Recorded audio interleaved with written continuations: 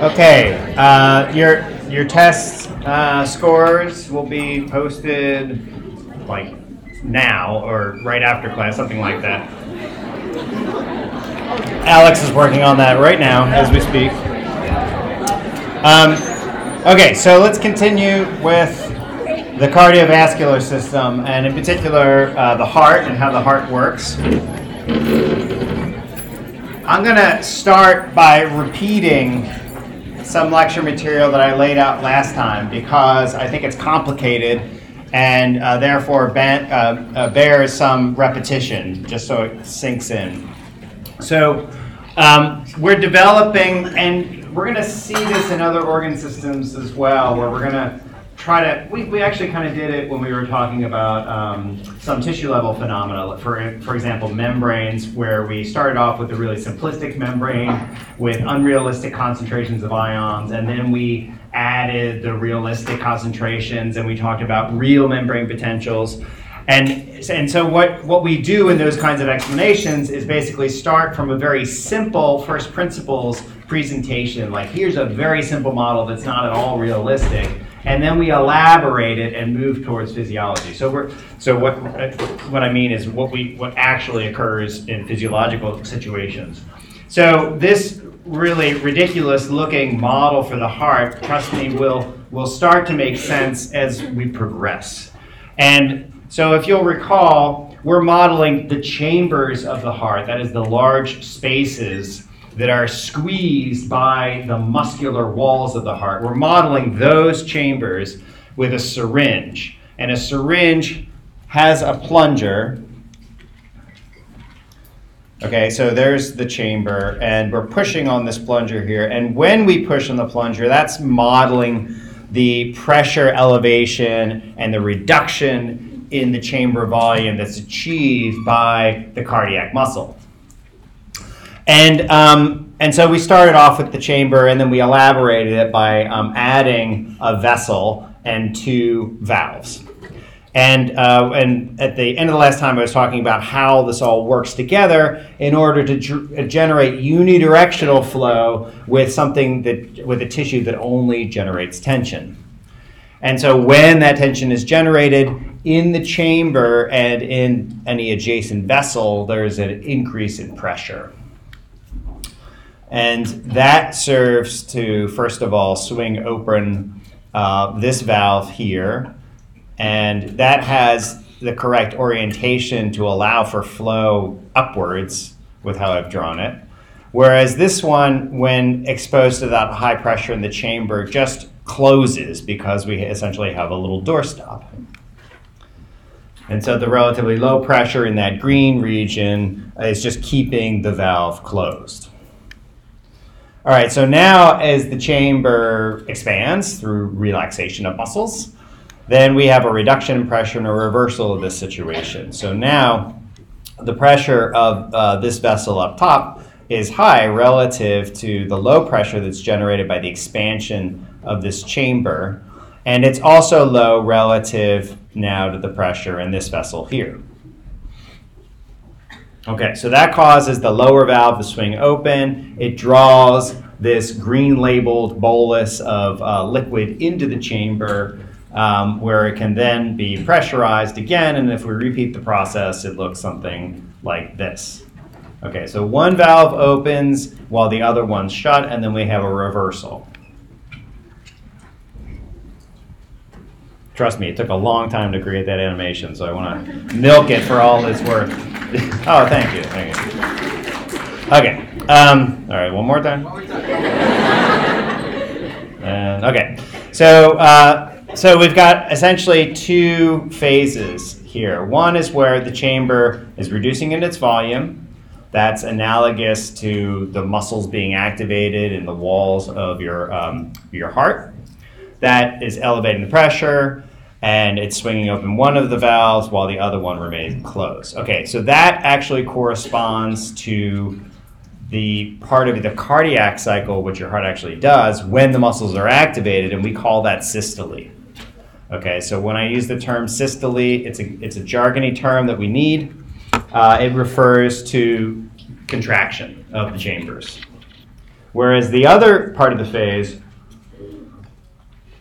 when the chamber is relaxed, that's known as diastole. Okay, so that's the relaxation of those muscular walls and expansion of the volume of the chamber. Now note here in this simplified model where we have just one chamber, the blood is only flowing during systole, right? It's only the situation on the left where that valve opens and it allows for that red bolus of liquid to actually move. So if we elaborate this model, we can improve on that situation. So here we have the model that I've just shown. Well, what I'm going to do to add to this is add a second chamber, a little chamber. And that little chamber is going to contract at the same time as the big one, but it's going to help the big, well, I should say, no. Let me back that up. They're not simultaneously activated. They're activated out of phase from one another so that the little chamber can serve to help inflate the big chamber. Okay, so how does this relate to an actual heart? Because now we've added a chamber. We know the chamber has more than one, the heart has more than one chamber. So now we got two, that seems closer. And let's relate this to the actual anatomy. So what we have here is a cross-section of, well, it's a schematized version of the heart. And so let's rotate our schematic around and so that we get the right orientation. And I showed you earlier a movie of an ultrasound of the actual anatomy, and that helps us see how these parts move. And in that animation, we can see that there's that valve. Where is it? A little hard to see. Yeah, so when I point to it, it freezes it. So there's a valve that's open. And so that means, because it's open, it means that this chamber up here has a relatively high pressure compared to this larger chamber down below. Okay, and that those two chambers correspond to this chamber here and that chamber there, which is separated by this valve, which here is shown as being closed. Now, when I refer to the right and the left heart, it's your right and left as you were to sort of touch the side of the heart. So this is your right side of your heart. This is the left side of the heart. So what we have drawn here, what I'm pointing to, is the right heart. And what that smaller chamber does, it's known as the atrium, down here. That smaller chamber, when it contracts and generates higher pressure, then it helps pour blood into this larger chamber, which is known as the ventricle. So the atrium helps blood move during what we call ventricular diastole. So we have now two chambers, both of which can go through systole and diastole. That means contraction and relaxation phases. And by adding that second chamber, we're helping the larger chamber fill up when it's relaxing. Okay, so let's consider the context for this anatomy. So we've now got a conceptual model on the right that's two chambers, and we've seen how it relates to just one half of your heart, the right heart. The left-hand side, or the left heart, has exactly the same two chambers. So there's an atrium and there's the ventricle. And we'll get into more detail on that in a moment. But conceptually, both the right heart and the left heart function in the same basic way. There are some important differences, but fundamentally, you've got valves, you've got muscular walls. The two chambers are very similar. So if you really understand quite well what's happening in the right heart, then you can explain a lot of what's going on in the left heart. So let's take this anatomy and think a little bit more broadly about the cardiovascular system. That's what we have on the right, where we're considering this circuit, all of the major vessels and how they branch, both with the lungs, the pulmonary side, and the systemic side, that is the cells and the rest of the body. Okay, and what we're going to do is just sort of march through this anatomy. We've animated it once, but what I want to do is show where in the heart those chambers hook up to the rest of the body. So here we're going to start on the right heart. And at this point, we're collecting up all the blood from the body that is deoxygenated, and we're representing that by that blue arrow. And so that is all collected in the right atrium. The right atrium has these major veins, and they collect into that region. So there's two parts to that are feeding into the right atrium. A vein is, by definition, a vessel that delivers blood toward the heart. We tend to think of veins as carrying deoxygenated blood, and that is true for the systemic veins. However, for the pulmonary veins, that blood is oxygenated. So it's not always the case that veins have deoxygenated blood. The term vein just refers to how it's connected to the heart. So it's sending blood towards the heart if it's a vein. And the anatomical term for those two major vessels are the vena cava. There's an inferior and superior, but we'll just call it vena cava. Yeah, question? Yes. For the right heart, is it deoxygenated or oxygenated blood? The right heart only deals with deoxygenated blood. And the left heart only deals with oxygenated blood. All right, so let's follow that blood as it moves through the right atrium. So on the schematic, we've shifted slightly. We're just inside of the heart now. And if we look at the anatomical schematic on the left-hand side, we see that the blood has now moved through the first valve and into the first major chamber. That's known as the right ventricle. Okay, so the right heart has a right atrium and a right ventricle. And again, the atrium is the small chamber, the ventricle is the large chamber. All right, when the ventricle contracts, it elevates the pressure and expels blood from that chamber, and it hopefully, if you're healthy, doesn't go back into the atrium, but instead goes through these major arteries up through here. Those are known as the pulmonary arteries. You have two lungs, and so they split, and one goes to one lung, one goes to the other one. And that introduces this term of an artery. So an artery is a vessel that transports blood away from the heart. We think of arteries as having oxygenated blood, but here we see the pulmonary arteries have deoxygenated blood. Okay, so the blood splits. It goes to the lungs. We have gas exchange. We're going to talk about a lot of the details of gas exchange in a future lecture. But take my word for it, the blood becomes oxygenated, and now it's collected up and returned to the heart. So that shifts us over to what goes on in the left heart. So for the left heart, we have all of those parts highlighted. The blood is collected in the left atrium. We have the pulmonary veins shown there. And the left atrium will contract, elevate pressure, expel blood through a valve and into the left ventricle. Okay, then the left ventricle contracts, elevates the pressure, the blood is expelled from the left ventricle, and it moves now into this major artery, the aorta.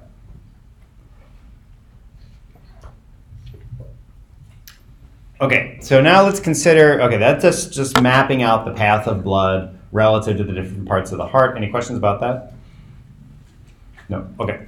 So now let's consider the activation. So I mentioned that these two chambers are out of phase. When I tripped up for a moment there and described them as being in phase, the reason why I tripped up is because the ventricles for the left and the right heart are simultaneously activated.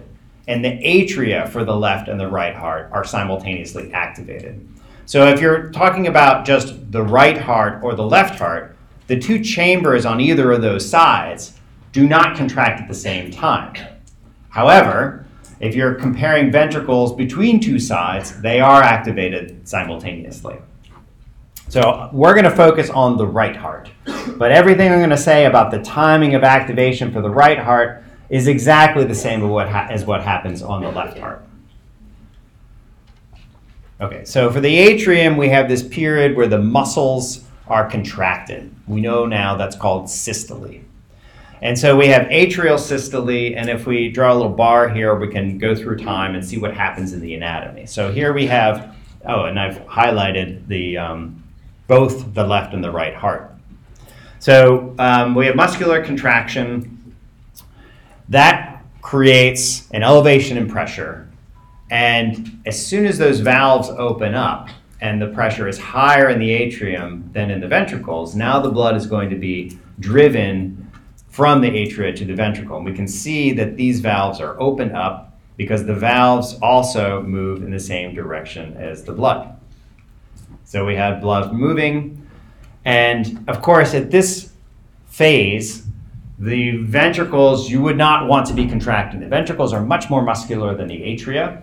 If they were simultaneously activated, then essentially you would have the potential for blood not moving into the ventricles. You need the ventricles to be relaxed when the atria are contracted so the atria can do their job of passing blood into the ventricles.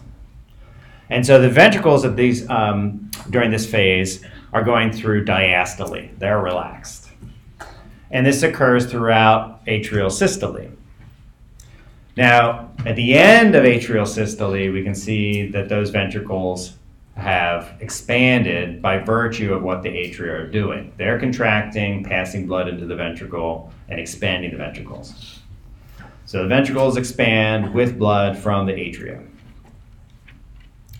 All right, then the muscles cease their contraction. They stop this active generation of pressure. And at this point in time is when the ventricles begin their contraction. So we call that ventricular systole. And since the atria are contracted at this point in time, then they're going through atrial diastole. So early in this phase, we have the AV valves closing.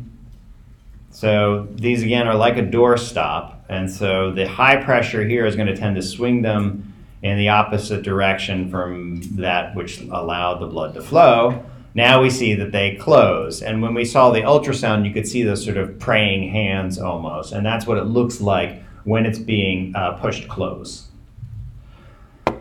So as we move forward, and that's exactly what you would want because we don't want the blood to flow from the ventricles to the atria. We instead want the blood, when the ventricles are contracting, to flow out of the ventricles and up to these larger vessels up here. So these valves prevent backflow into the atrium. That's a good thing. All right, so now we've moved into the middle of systole, actually sort of late in ventricular systole. And what happens here is the buildup in pressure. Actually, did I introduce an anatomical term here?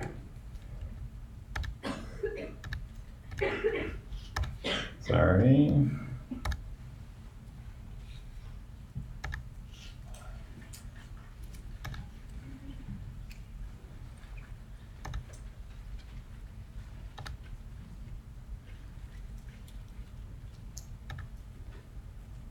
Okay. Yeah, so I didn't point that out. These valves here that traverse the atria and the ventricles are called atrioventricular valves, or AV valves. And we're going to use generic anatomical terms for the left heart and the right heart. So we're not going to talk about the mitral valves or anything that is specific to one side of the heart or the other. Instead, we're going to use consistent terms, because our focus is just really on understanding how one half of the heart works. So atrioventricular valves occur both on the right heart and on the left heart. And when they're closed, there's no flow permitted between those two chambers. Yeah? Just to ask about AV valves, so they're valves that are connected to the atrial and ventricle, or? They're between the atrium and the ventricle. Thank you. That's where they're called atrioventricular valves. Okay, so now we're back to ventricular systole, and what we can see here is that there's another valve, and you have the same valve allowing outflow on the right heart as, and it's sort of drawn behind there, you've got the same corresponding valve on the left heart. So blood is permitted to flow through that. These valves are known as semilunar valves. They have 3 parts to them, and they all sort of look moon-shaped, and that's why they're called semilunar. And the semilunar valves, to open up, really require a buildup of pressure in the ventricles. They seem like pretty stiff doors. And so they don't immediately open as soon as the ventricles contract. Instead, there's a pause as there's a buildup in pressure created by those muscles, and then they swing open. And when they swing open, the blood flows. All right, so now we're at the end of this systolic phase for the ventricle. And note, this whole time, the atrium has been relaxed, and that relaxation phase just keeps on going even after the ventricle ceases its own contraction. And so we have, during this whole time, because it's relaxing and it's an elastic structure, the muscles slowly expand. It's just the elasticity of the walls. There's no active component to this.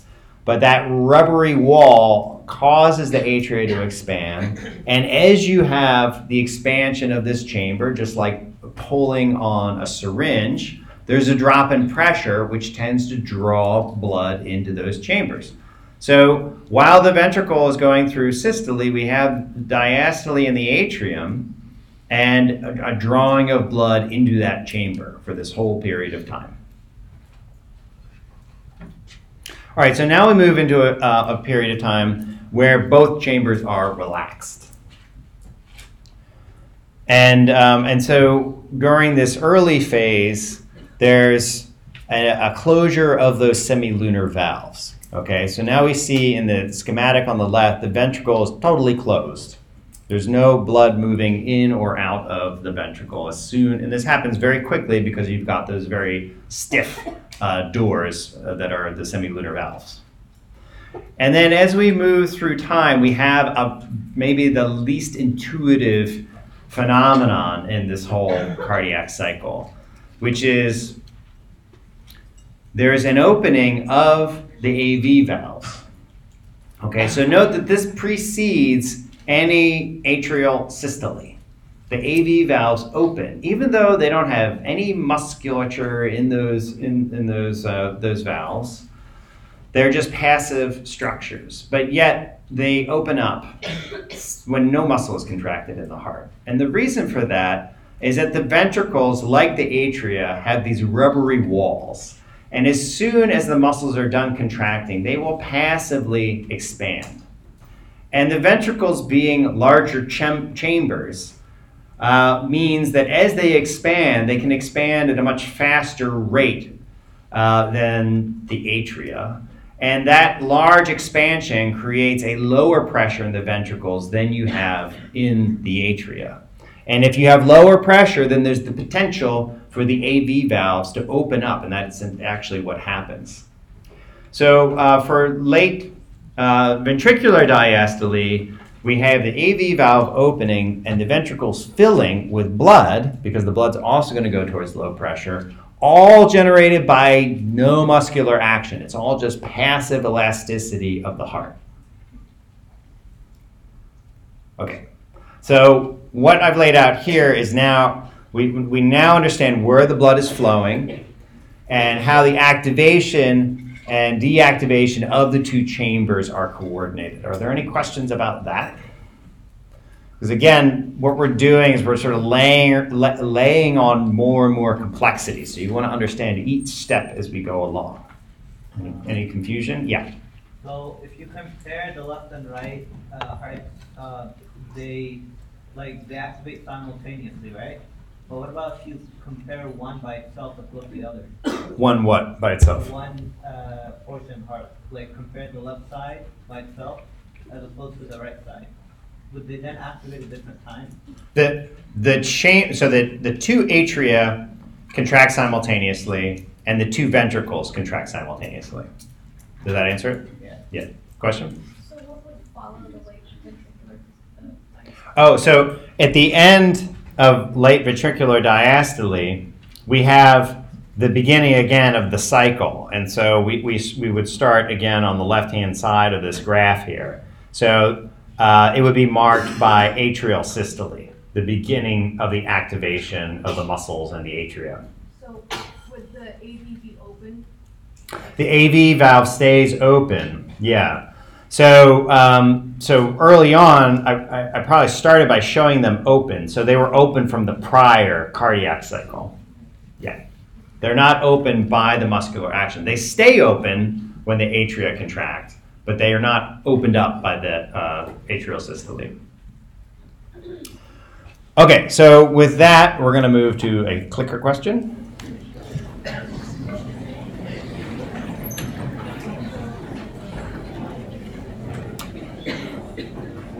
Okay, so the question is atrial blank and ventricular blank overlap. That means overlap in time. So atrial A is atrial systole and ventricular systole. B is atrial diastole and ventricular diastole. C is atrial systole and ventricular diastole. And then D is A and C, and E is B and C. So think about that for a minute.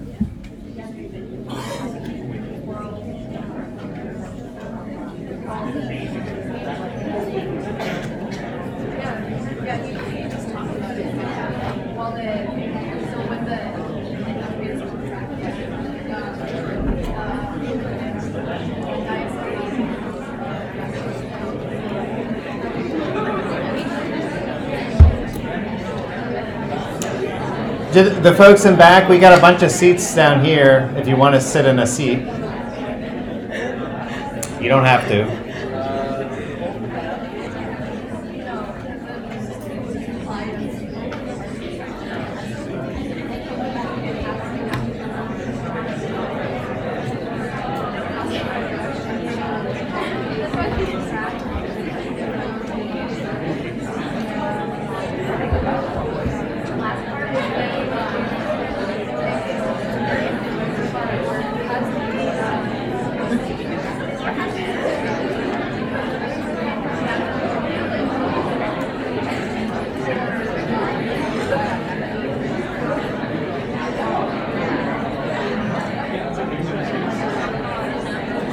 Okay, give me your final answer on this.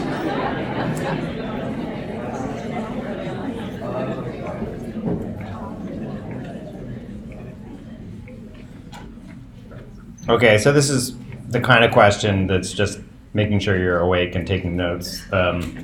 So if we look through time, we can see that we have periods of time where there's diastole for both chambers. That's occurring right in here in time. And then let's see, we have atrial systole and ventricular diastole occurring right there. And since they both occur, then the correct answer is E. All right. So we've laid out the essentials of the cardiac cycle, and we're being explicit about the anatomy now. We're not dealing with syringes and tubes. And so now what I'd like to do is again, sort of layer on the physiology on this. And I want to be explicit about exactly what's happening with all of these parts. So we can map the openings and closures of the valves. And so the AV valves are open for this whole period of time. And that makes sense. You know, you don't really need that bar there because you should think, oh, well, the atria are contracting. They're creating high pressure. And for the blood to go anywhere requires that the AV valve be open.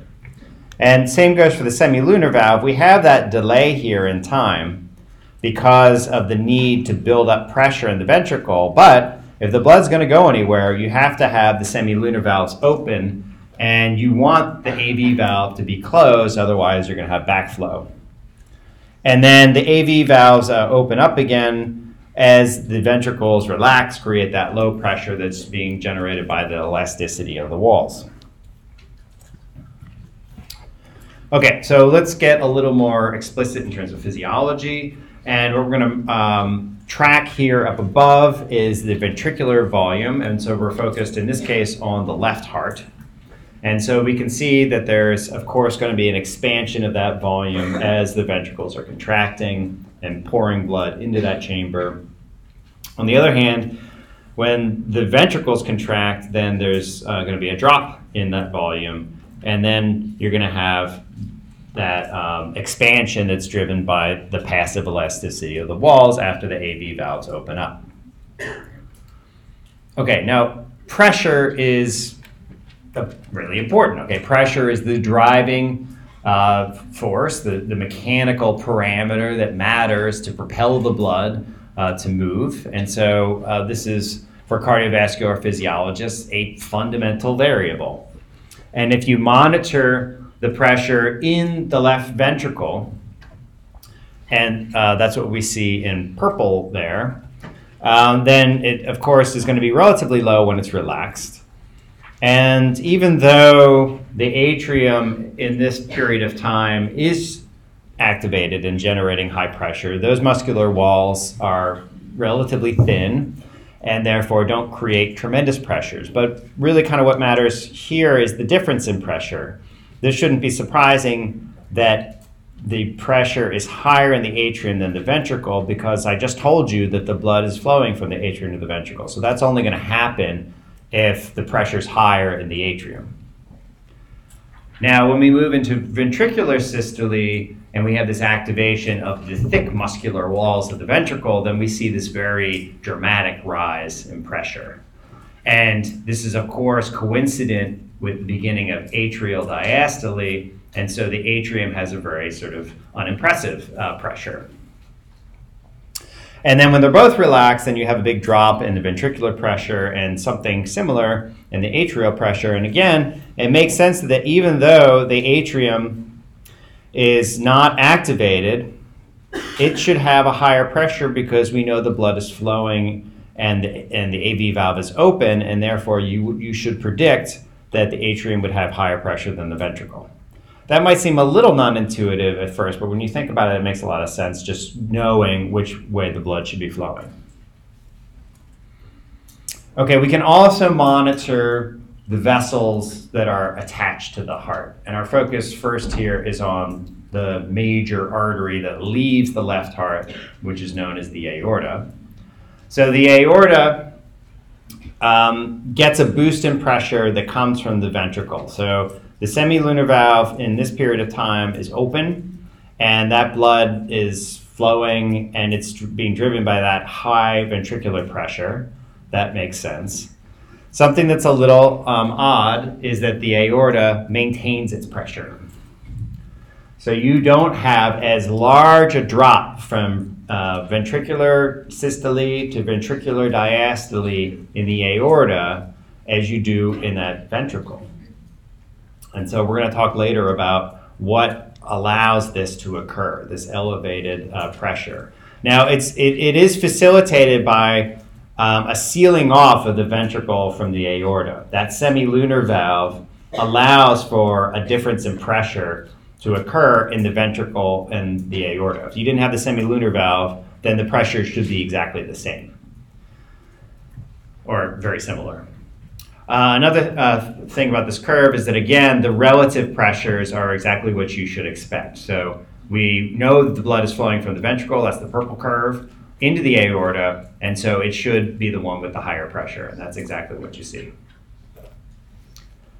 Okay, so again, by focusing on those pressure differences, then you could infer, if you knew nothing else, you should be able to infer the direction of blood flow if you know whether the valves are open. So initially, by making that comparison of pressure between the aorta and the ventricle, we could infer the direction of flow from the atrium to the ventricle. Now, if you look closely at these pressure measurements, you'll notice these little blips in pressure. And they're correlated with the opening and closures of those valves. So right here, you get the first little blip in the AV valve, and that corresponds to a closure of that valve. A little bit later, you can see up here that the semilunar valve opens up, and there's a little blip in that. And once we know that it's open, then we can infer the direction of blood flow by that relative difference between those two curves. and we see another blip when the semilunar valve closes, and then a little bit later we see an opening of the AV valve represented by a little blip, and then we can infer the direction of blood flow.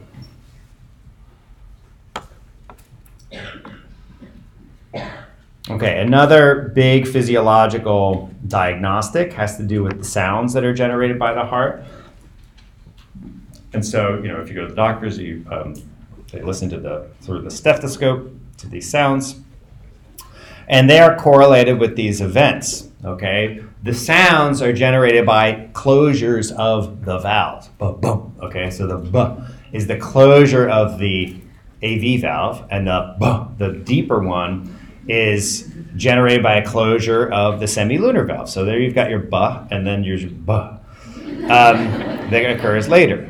So it's really useful that just by listening to the sound, you can infer something that's really critically important about the physiology of the heart.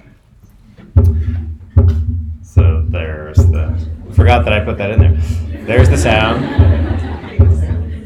Okay, so that's, again, corresponding to the closures of the valves. And so it's the fluid structure interaction between the blood and the flexible walls of the valves that, I can't really highlight it, but when those are closing together, that is what's generating the sound. It's resonating in the heart.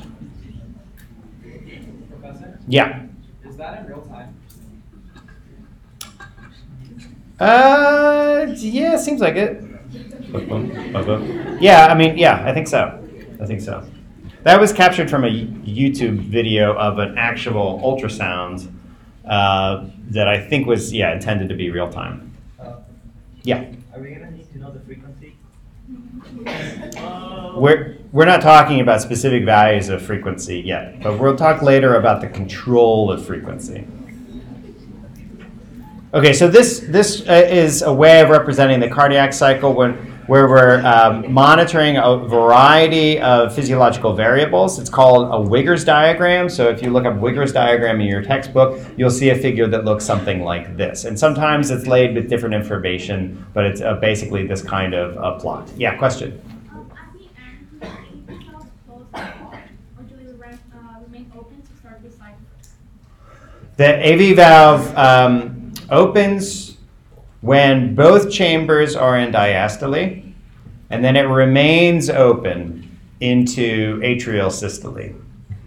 So there, when we are on the left-hand side, where we begin here, at this point in time, the AV valve is still open.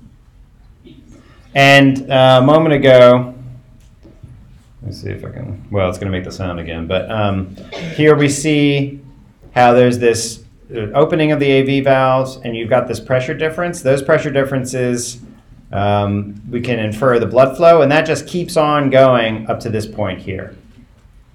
Okay? So, yeah, it is indeed a cycle, and we're just kind of arbitrarily choosing the beginning of atrial systole as the point to focus on the beginning of the graph. Okay, so it's going to make the sound. Okay. Okay, so I got a clicker question for you. Okay, which of the following is false? A, the AV valve is closed during ventricular systole. B, blood cannot flow through the AV valve during atrial diastole. C, the aorta remains pressurized during ventricular diastole. D is B and C, and E is none. A, B, and C are all true. So think about that.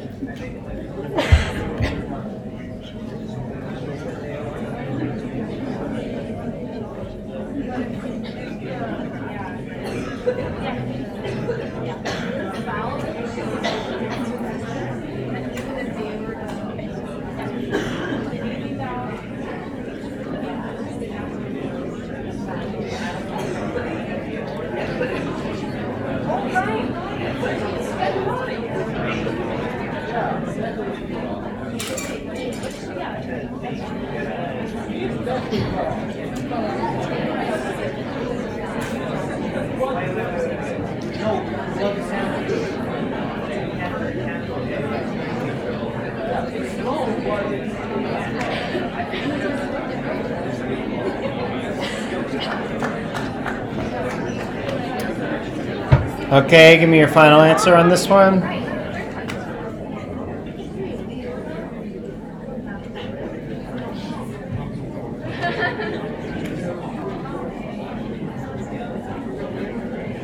All right, so we can get the answers by looking back to our notes here. And so the first one, the AV valve is closed during ventricular systole. And so that is a true statement, so that wouldn't be a good candidate for something that's false. The correct answer is, in fact, B, the blood cannot flow through the AV, because we already established down here that is a true statement, not a false statement. Or I'm sorry, the statement is that it cannot occur. We know that it is true, so it's therefore a false statement. The aorta remains pressurized during ventricular diastole. That is true, and so we cross that out. Okay. So another big diagnostic for the heart has to do with monitoring the activation of the musculature. Okay, so heart sounds we can use to assess the timing of the closures of the valves, but that doesn't necessarily correlate under healthy conditions with the activation of the musculature.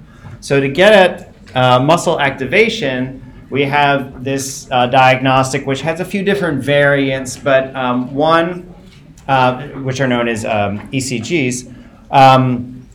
One is just quite simply to have 3 pairs of electrodes that are on your wrist and ankle. And they're surface electrodes, so it's just a piece of metal that's stuck to your skin. And what the ECG is doing is monitoring gross changes in electrical activity.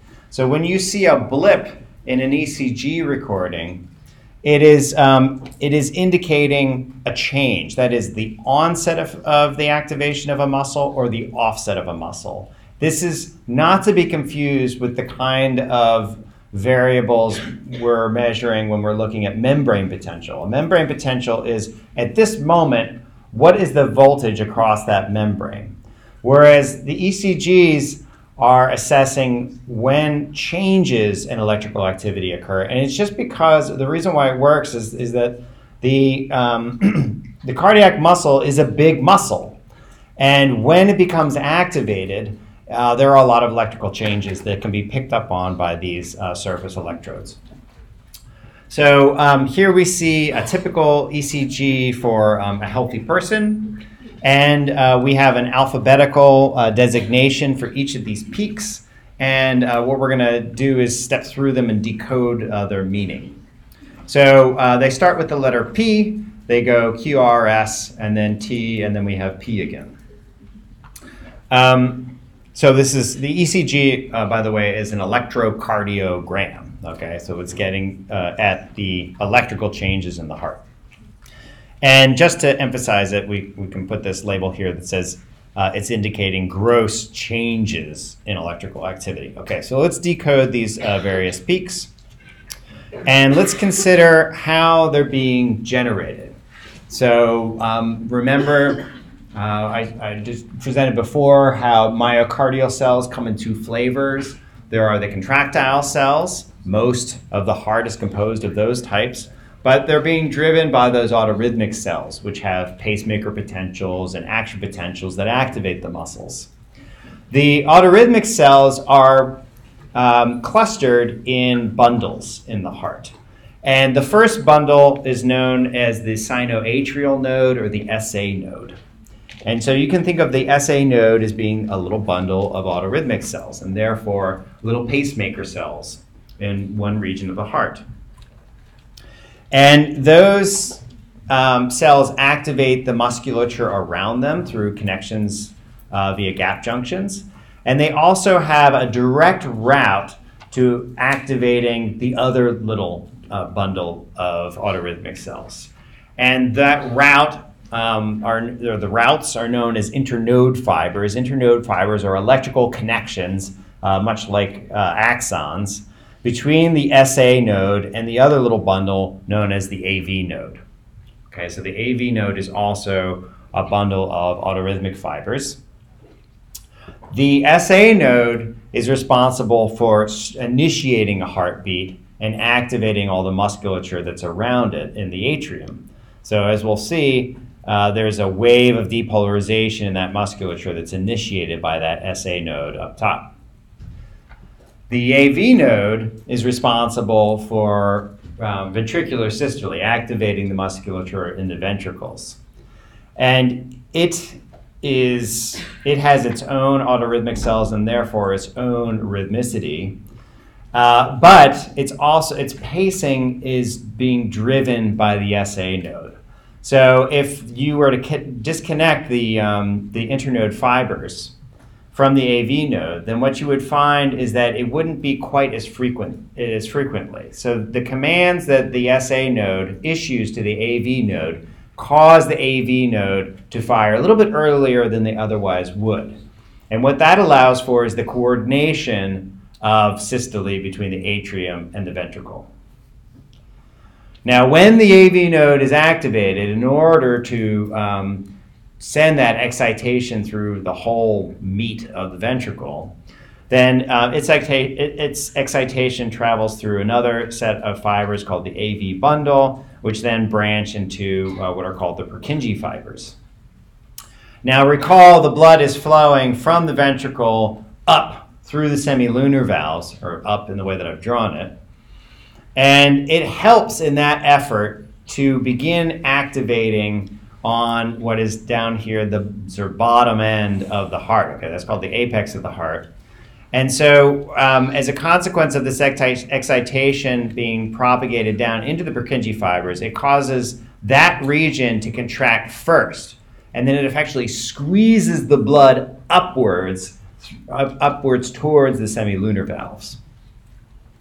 Okay, so if we go back through the ECGs, then we can map these patterns of activation that emerge from the SAN, the AV node. So initially, we have a depolarization of the SA node activating the surrounding musculature. And that depolarization or activation of the musculature is shown in purple here. And so the SA node activates, and that's reflected in the ECG by the P wave.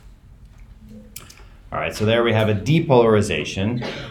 And for this whole period of time between the P and the QRS complex, we have activation of muscles, but note that the ECG curve is totally flat, okay? Because again, ECGs reflect changes in electrical activity. And so now we have a repolarization of that membrane, and at this point in time, you get a little blip on the Q of the QRS complex. At the same time, because atrial systole ends just before ventricular systole begins, then as we go through this QRS complex, we have the repolarization of the atrium and the depolarization of the ventricle all happening close to simultaneously. So up here we have that repolarization shown in red and the depolarization of the ventricle shown in purple via those Purkinje fibers. And then eventually we have a full-on depolarization of those ventricles. Then there's a repolarization reflected by the T wave. Then we go into ventricular diastole, and that where there's no activity, a flat part of the curve, and then it's interrupted again by atrial systole, which is a new P wave. So we'll pick this up next time.